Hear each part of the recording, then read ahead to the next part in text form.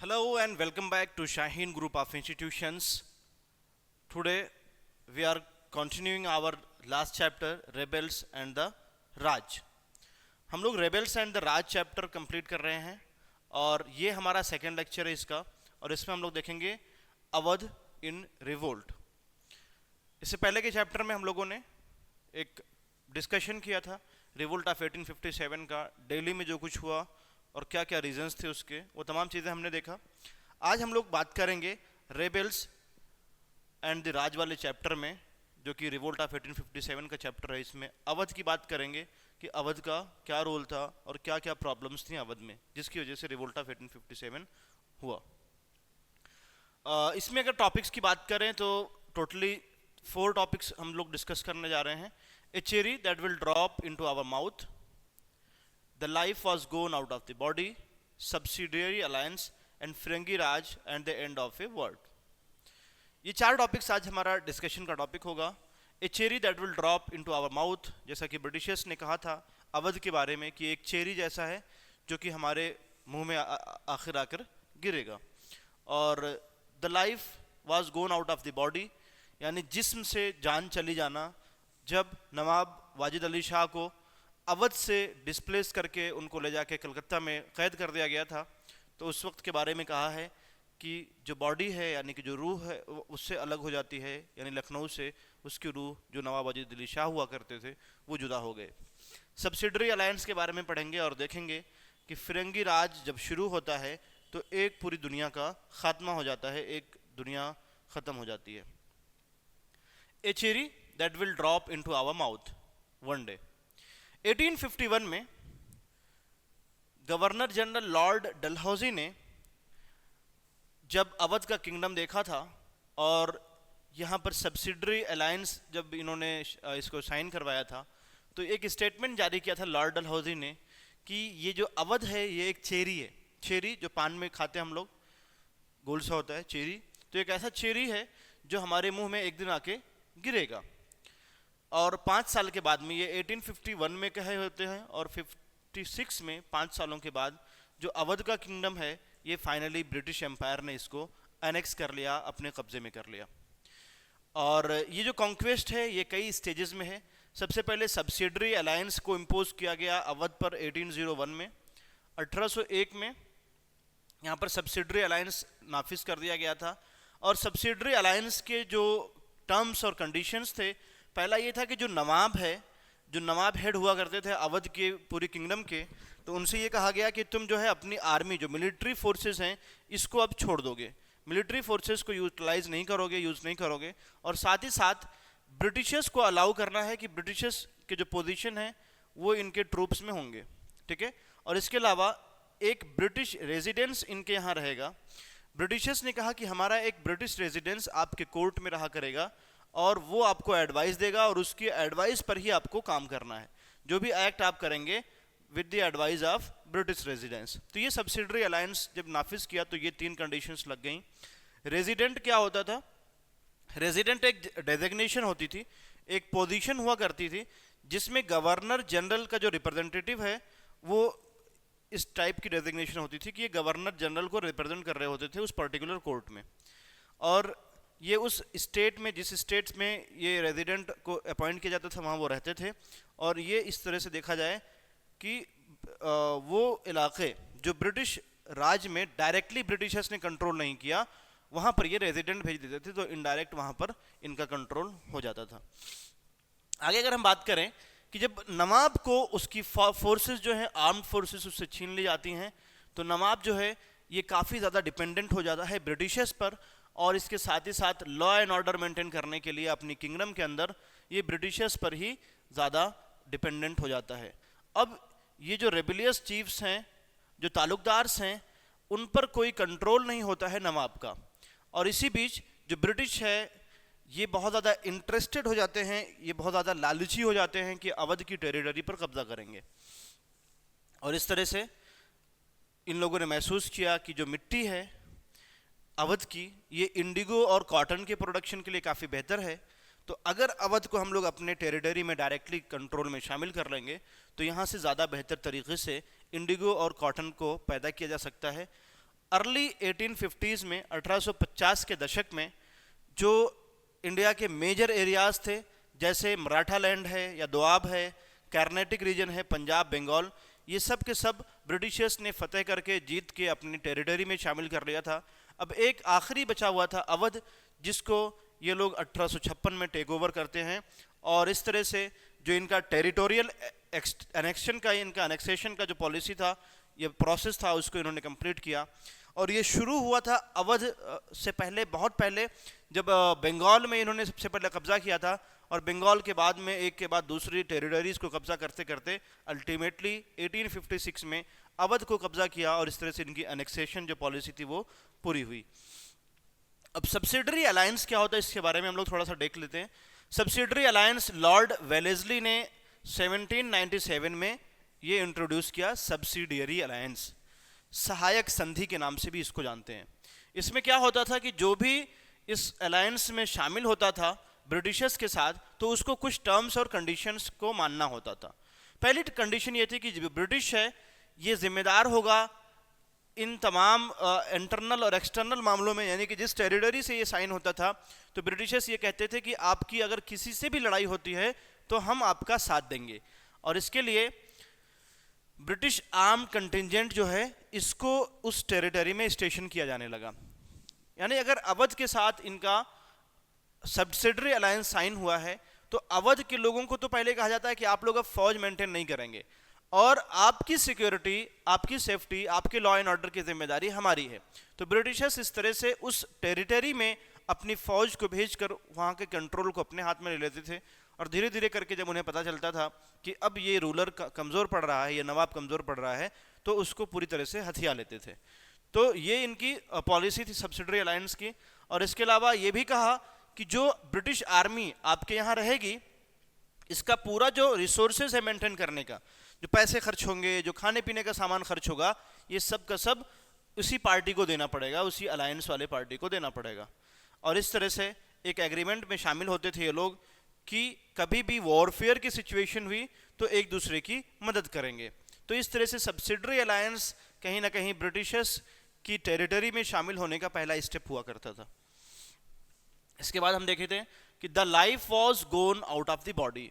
ये एक स्टेटमेंट है नवाब के बारे में, जो अवध के नवाब हैं, जब इनको ब्रिटिशर्स गिरफ्तार कर लेते हैं, तो लॉर्ड डलहौजी ने जब अनेक्सेशन करना शुरू किया तो डिसअफेक्शन चारों तरफ फैलना शुरू हो गया, और अलग अलग इलाकों में, स्पेशली जब अवध के नवाब को इन्होंने गिरफ्तार किया, अवध जो कि हार्ट ऑफ नॉर्थ इंडिया, यानी कि उत्तर भारत का एक तरह से दिल कह सकते हैं आप इसको, अवध को जब इसको अनेक्स किया तो और ज़्यादा डिसअफेक्शन बढ़ता चला गया।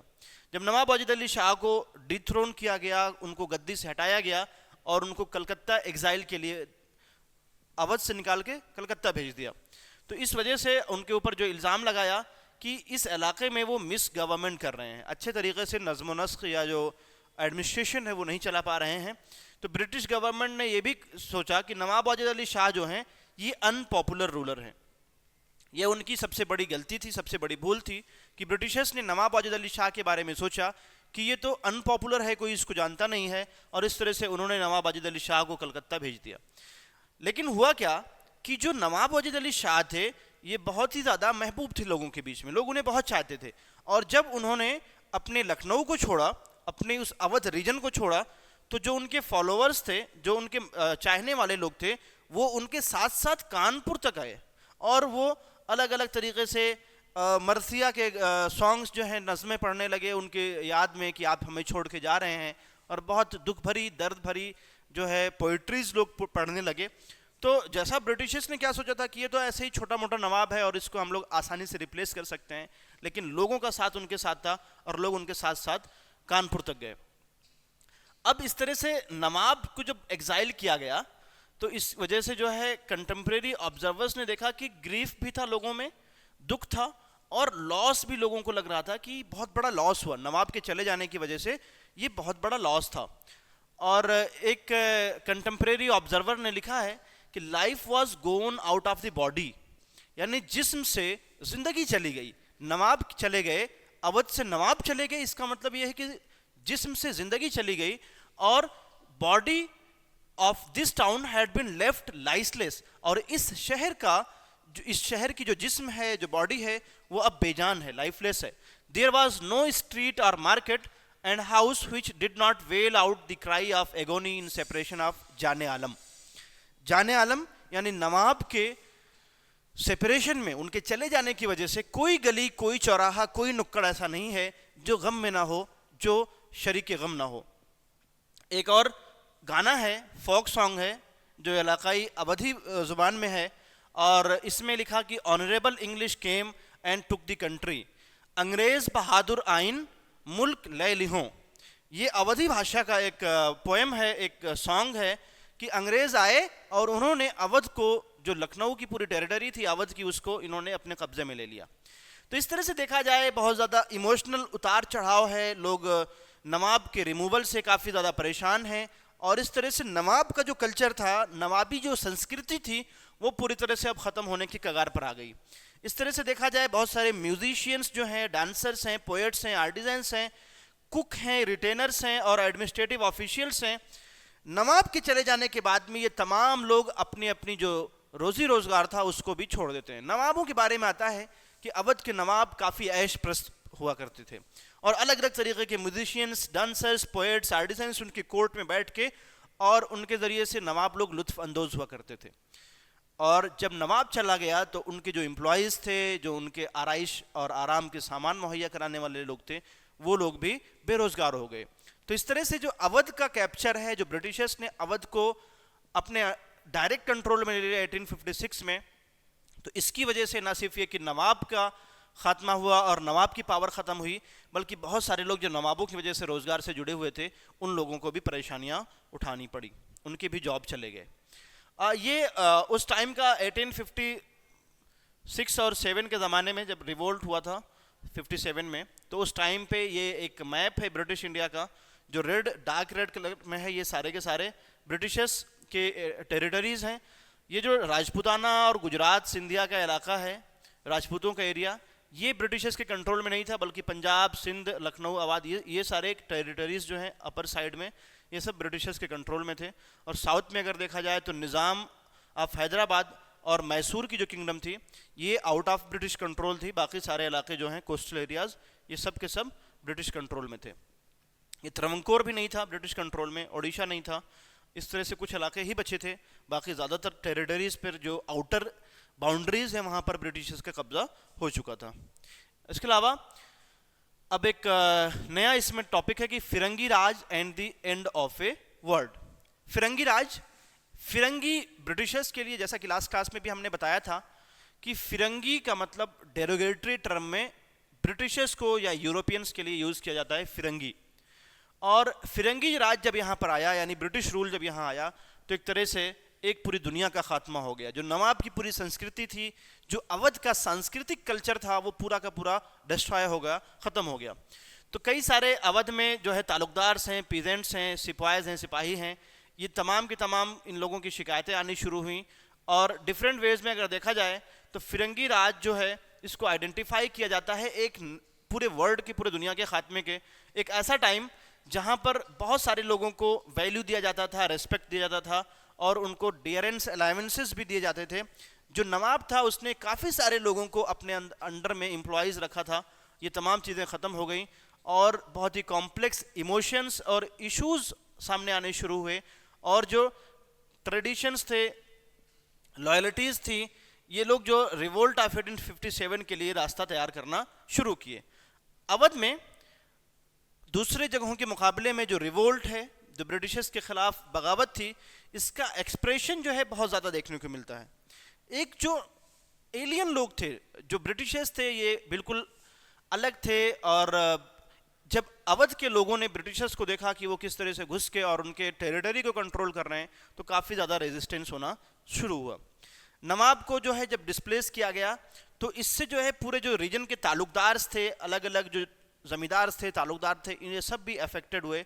और अवध के जो नवाही इलाके में, जो कंट्री साइड का इलाका है, ये तमाम के तमाम जो ताल्लुकदारों के किले थे, वो सब भी कहीं ना कहीं अब ब्रिटिश कंट्रोल में आने शुरू हो गए.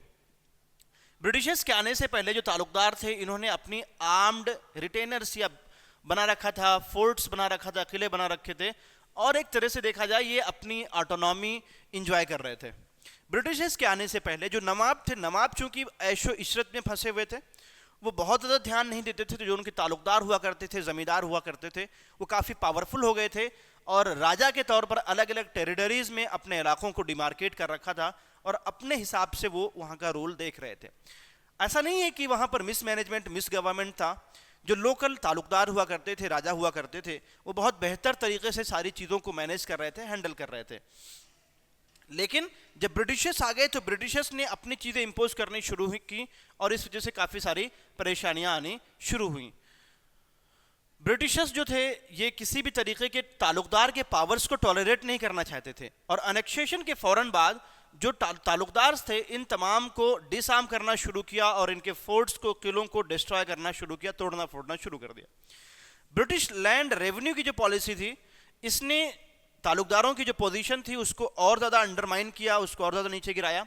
अनेक्सेशन के बाद में ब्रिटिश रेवेन्यू सेटलमेंट्स जो थे, जिसे समरी सेटलमेंट ऑफ 1856 के नाम से जाना जाता है, इसको एजम्पशन के बेसिस पर लगाया गया कि ताल्लुकदार जो हैं ये इंटरलोपर्स हैं और इनको कोई भी परमानेंट स्टेक लैंड में नहीं है। इंटरलोपर मतलब है घुसपैठिए हैं, ये आके कब्जा कर लिए हैं और ज़मीनों पर अपनी टैक्स वगैरह वसूल कर रहे हैं। तो इस तरह से फ्रॉड और फोर्स के ज़रिए से ज़मीन को कब्जाने के इल्ज़ाम लगा के ब्रिटिशर्स ने उनके खिलाफ भी एक्शन लेना शुरू कर दिया। समरी सेटलमेंट जो था, इसने ताल्लुकदारों को रिमूव करने की कोशिश की, जितना पॉसिबल हो सकता था उतना ताल्लुकदारों को रिमूव करने की कोशिश की। फिगर से शो करते हैं कि ब्रिटिश टाइम में, प्री ब्रिटिश टाइम में, यानी ब्रिटिशर्स के आने से पहले ताल्लुकदारों के पास 67% जो है विलेजेस जो अवध के थे, समरी सेटलमेंट आने के बाद में 38% ही विलेजेस जो है वो ताल्लुकदारों के कंट्रोल में थे। बाकी सारे इलाकों के कंट्रोल जो है वो ब्रिटिशर्स ने अपने हैंड में ले लिया था। इसके अलावा जो साउदर्न अवध था, वहाँ के जो ताल्लुकदार थे, ये काफ़ी ज़्यादा इनको नुकसान हुआ, इनको सबसे ज़्यादा परेशानियाँ उठानी पड़ी और इन्होंने लगभग अपने आधे गाँव, अपनी आधी ज़मीनें इन्होंने खो दिया।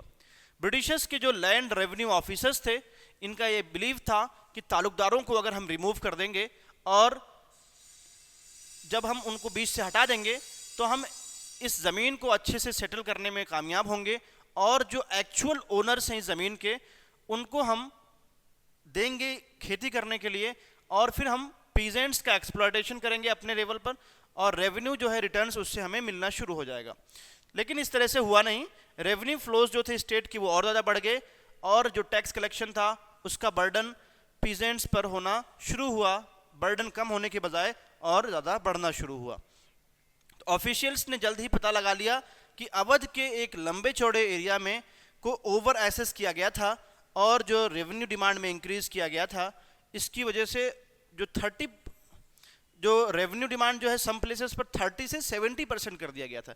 तो ओवर असेसमेंट जो है एक बड़ी प्रॉब्लम थी और इस तरह से जो ताल्लुकदार थे और पीजेंट्स थे, ये दोनों जो है ब्रिटिशर्स से खुश नहीं थे। जो एनेक्सेशन हुआ, जो ब्रिटिशर्स ने अवध को अपने कब्जे में लिया, इससे सबसे पहले नवाब की पूरी प्रॉपर्टी गई, नवाब का पावर गया, उसके बाद जो ताल्लुकदार थे उनका भी पावर गया और पीजेंट्स को जो हक दिलाने की बात कर रहे थे ब्रिटिशर्स कि पीजेंट्स को हम उनका राइट देंगे, वो भी नहीं हो पा रहा था और सभी के सभी इनसे परेशान होने शुरू हुए। ताल्लुकदारों को जब डिस्पोज कर दिया तो पूरे सोशल ऑर्डर में जो सामाजिक पूरी रीति बनी हुई थी, जो सिलसिला था, वो सब का सब बिगड़ गया और जो पैट्रोनेज और लॉयल्टी थी वो भी ख़त्म होने लगी। पीजेंट्स को, जो ताल्लुकदार थे, उन दिनों में कॉन्फ्लिक्ट पैदा होना शुरू हुआ। प्री ब्रिटिश टाइम में क्या होता था कि जो ताल्लुकदार थे ये ऑपरेसर थे, लेकिन बहुत ज़्यादा जगहों पर एक तरह से ये जेनरस फादर फिगर के तौर पर भी देखने को मिले। कई जगहों पर ताल्लुकदारों ने किसानों पर जुल्म भी किया, लेकिन ज़्यादातर किसानों को इन ताल्लुकदारों ने मदद भी किया है, एक जेनरस फादर फिगर के तौर पर भी देखने को मिलते हैं। लेकिन जब ब्रिटिश रूल आ गया तो पीजेंट्स जो थे, इनको direct over assessment of revenue जब हुआ तो इससे इनफ्लेक्सिबल मेथड भी यूज़ किया, तो इस वजह से पीजेंट्स को और सारी प्रॉब्लम्स होनी शुरू हुई। There was no longer any guarantee that in times of hardship और crop failure the revenue demand of the state would be reduced. कभी भी ऐसा नहीं होता था कि कभी अगर कोई परेशानी हो गई है, क्रॉप फेलियर हो गया है, तो रेवेन्यू डिमांड को जो है वो कम नहीं किया जाता था और ना ही कलेक्शन को पोस्टपोन किया जाता था। और जब कोई फेस्टिवल का टाइम होता था तो पीजेंट्स को लोन मिलता था और फिर सपोर्ट, ताल्लुकदारों के सपोर्ट से ये लोग अपना काम करते थे। ये सारी चीज़ें भी अब ख़त्म हो चुकी थी क्योंकि ब्रिटिशर्स आ गए थे। और इन areas like Awadh way resistance during 1857 was intense and long lasting. The fighting was carried out by taluqdars and their peasants. कई सारे इलाकों में, कई सारे एरियाज में, जैसे अवध ही को ले लीजिए, 1857 में जब रेजिस्टेंस होना शुरू हुआ, विरोध होना शुरू हुआ, तो ये काफ़ी ज़्यादा तेज़ था और लंबे समय तक चलने वाला था। इसका रीज़न ये था कि जो फाइटिंग थी, जो लड़ाई थी, ये तालुकदारों के साथ किसान मिल के लड़ रहे थे। तो ये एक बड़ी अच्छी चीज़ देखने को मिलती है और इससे ये पता चलता है कि तालुकदारों और किसानों के बीच में कॉन्फ्लिक्ट नहीं था जैसा ब्रिटिशर्स ने इल्ज़ाम लगाया, बल्कि दोनों मिल के रह रहे थे। बहुत सारे तालुकदार जो नवाब ऑफ अवध के लॉयल थे, इन लोगों ने बेगम हजरत महल की जो आर्मी थी उसको ज्वाइन किया, जो नवाब की वाइफ थी, और इन्होंने ब्रिटिशर्स के खिलाफ जंग भी लड़ा और कई सारे उसके साथ, उसके हार में भी साथ, यानी कि जब बेगम हजरत महल हार चुकी थी बिल्कुल पूरी तरह से, उस वक्त, ऐसे वक्त जब सब साथ छोड़ के जा रहे थे, उस वक्त भी काफ़ी सारे ताल्लुकदार उनके साथ साथ बने रहे। पीजेंट्स की जो ग्रीवेंसेस हैं, जो शिकायतें हैं, उसको सिपाहीज लाइन में सिपाहियों के बीच में भी आना शुरू हुआ और सिपाहियों की भी कंप्लेन होने शुरू हुए। 1850 से 50s में देखा जाए अगर, तो दूसरे रीजन्स भी थे जिसकी वजह से डिसकंटेंट हुआ। जो सिपाहीज यानी सिपाहियों के बीच का रिलेशनशिप था अपने वाइट ऑफिसर्स के साथ में, इसमें काफ़ी चेंज आ गया था। इस वजह से भी 1857 का अपराइजिंग हुआ। 1820s में जो वाइट ऑफिसर्स हुआ करते थे, यानी ब्रिटिश ऑफिसर्स जो होते थे फौज में, इन लोगों ने एक पॉइंट बनाया कि ये सिपाहियों के साथ फ्रेंडली रिलेशंस लगेंगे और ये कहा कि लेज़र एक्टिविटीज़ में ये एक साथ काम करेंगे, कुश्ती लड़ेंगे एक साथ, और फिर fence with them and went Hawking with them, यानी उनके साथ घूमेंगे, टहलेंगे, सारी मौज मस्ती करेंगे। बहुत सारे जो है उसमें हिंदुस्तानी भाषा में, यानी उर्दू और हिंदी भाषा में ये लोग फ्लुएंट भी थे और यहाँ के कस्टम और कल्चर से भी फेमिलियर हो चुके थे बहुत सारे वाइट ऑफिसर्स। ये सारे ऑफिसर्स जो थे ये डिसिप्लिनरी थे और फादर फिगर थे। लेकिन 1840s में क्या हुआ कि ये बदलना शुरू हो गए। They began to change. The officers developed a sense of superiority and started treating the sepoys as their racial inferiors. In Britishers ने ये सोचना शुरू किया कि हम तो सुपीरियर हैं, हम ब्रिटिशर्स हैं और यहाँ के जो सिपाही हैं ये सारे के सारे रेशियल इन्फीरियर हैं, ये ब्लैक हैं या डार्क कलर हैं, डार्क स्किन है। तो इस तरह से दोनों में कॉन्फ्लिक्ट होना शुरू हुआ, फिर सताया जाना शुरू हुआ, एब्यूज़ और फिजिकल वायलेंस शुरू हुए और इस तरह से सिपाहियों के बीच में और ऑफिसर्स के बीच में एक तरह से डिस्कंटेंट या दूरियां बढ़नी शुरू हो गई। ट्रस्ट जो है अब सस्पिशन में बदल चुका था, जो भरोसा था वो अब शक व शुबहात में बदल चुका था। और जब ये ग्रीज कैरेज की बात आई, कारतूस जिसमें फैट लगा हुआ था, ये जब न्यूज़ आई तो और ज़्यादा कॉन्फ्लिक्ट बढ़ गया फौजियों के बीच में और आम सिपाहियों के बीच में और ऑफिसर्स के बीच में। It is also important to remember that close links exist between the Sepoys and rural world of North India. इस बात को भी इनकार नहीं किया जा सकता है कि जो गांव का इलाका था, जो रूरल इंडिया था, उससे सिपाहियों के ताल्लुकात बहुत ही क्लोज थे। जो सिपाहियों की लार्ज मेजॉरिटी बंगाल आर्मी थी वो सारे के सारे अवध के गांवों से भरे गए थे। अवध के जो विलेजेस हैं वहाँ से भर्ती हुई थी इन सिपाहियों की, जो ईस्टर्न उत्तर प्रदेश के, ठीक है, ईस्टर्न उत्तर प्रदेश और अवध से ही लोग जाके बंगाल आर्मी में शामिल हुए थे और इसमें से ज़्यादातर लोग ब्राह्मण अपर कास्ट से थे। अवध जो है इसको नर्सरी ऑफ बंगाल आर्मी भी कहा जाता है। ये क्वेश्चन आपके एग्जाम में भी आ सकता है कि which region is known as the nursery for Bengal army, तो Awadh was called the nursery of Bengal army. तो जो सिपाहीज की फैमिलीज में जब चेंजेस होने शुरू हुए तो सिपाहीज ने ये रियलाइज़ करना शुरू किया कि जो ब्रिटिश रूल है, ब्रिटिश आर्मी है, ये कहीं ना कहीं हमारी जो पुरानी परंपराएं हैं उसको ख़त्म करने की कोशिश कर रही है। इस तरह से सिपाहियों और रूरल लोगों के बीच में जो कनेक्शन था उसकी वजह से जब लोगों की गाँव की परेशानियाँ पुलिस वालों को या सिपाहियों को पता चलनी शुरू हुई तो उनके कॉन्फ्लिक्ट्स अपने ऑफिसर्स से बढ़ने शुरू हो गए। तो इस तरह से जो सिपाही थे इन्होंने अपने सुपीरियर ऑफिसर्स के ख़िलाफ़ जो है इन्होंने खड़ा होना शुरू हुए और जब इन्होंने अपने सिपाहियों के ख़िलाफ़, अपने ऑफिसर्स के ख़िलाफ़ सिपाहियों ने आर्म्स उठाना शुरू किया तो गांव के लोग भी इनके साथ साथ सिपाहियों के साथ लड़ने के लिए तैयार हो गए। हर जगह जहां पर भी पीजेंट्स जो है टाउन्स में सोल्जर्स ज्वाइन कर रहे थे, उनके साथ ऑर्डिनरी लोग भी ज्वाइन कर रहे थे और इस तरह से जो रेबिलियन था उसको एक कलेक्टिव एक्ट बना दिया टाउन में। शहरों में जो भी रिवोल्ट हुआ था, जो भी क्रांति हुई थी, उसमें जब सिपाहियों ने हथियार उठाया तो उनके साथ साथ आम लोगों ने भी, आम जनता ने भी हथियार उठाना शुरू किया। ये आप देख सकते हैं बंगाल सिपाही हैं बंगाल के, जो यूरोपियन स्टाइल में यूनिफॉर्म पहने हुए हैं। ये सारे के सारे जो इनका रिक्रूटमेंट होता था ये बंगाल सिपाहीज हैं, और इनका रिक्रूटमेंट अवध रीजन से और ईस्टर्न यूपी के रीजन से हुआ करता था। तो चूंकि पूरा जो समाज है, पूरी सोसाइटी है, एक दूसरे से लिंक थी। अवध के रीजन में जो रिवोल्ट्स होने शुरू हुए और फिर मेरठ से शुरू होकर दिल्ली और फिर अवध में जो चीज़ें हुई, इसके पीछे का जो रीज़न था कि नवाब को हटाने की वजह से जो तालुकदार थे उनकी जो पोजीशन थी वो ख़त्म हुई। काफ़ी सारे आर्टिजन्स, डांसर, म्यूजिशियंस जो नवाब के कोर्ट में काम करते थे, वर्क करते थे, जो सर्विस प्रोवाइड करते थे, उनका भी रोज़गार छिन गया। तो तमाम लोगों में इस डिसअफेक्शन हो गया ब्रिटिशर्स के ख़िलाफ़। और ब्रिटिशर्स ने जैसा कहा था कि ये जो ताल्लुकदार हैं ये किसानों की ज़मीनों को हड़प करके या ज़ोर ज़बरदस्ती करके उनकी ज़मीनों पर काबिज़ हो गए हैं, तो इससे छुड़ाने के लिए ब्रिटिशर्स ने रूल करना शुरू किया। लेकिन जब इनका रूल हुआ तो इन्होंने किसानों का एक्सप्लॉयटेशन करना शुरू किया। तो जब लोगों को रियलाइज़ हुआ कि ब्रिटिशर्स हमारे खैर खा नहीं बल्कि वो अपनी रोटियां सेकने के लिए आए हैं और हमसे रेवेन्यू कलेक्शन के लिए आए हैं, तो उन्होंने उनका अपोजिशन करना शुरू किया और इस तरह से क्रांति होनी शुरू हो गई। तो 1857 का जो रिवोल्ट है उसका एक बड़ा रीज़न जो है नवाब का डिस्प्लेसमेंट और तालुकदारों का डिस्प्लेसमेंट और किसानों का एक्सप्लॉयटेशन, ये तमाम चीज़ें रीज़न बनी। आज के लिए इतना ही। Thanks for watching. Next class में हम लोग यहाँ से आगे की चीज़ें देखेंगे और फिर हम PYQs भी डिस्कशन करेंगे। Thank you so much.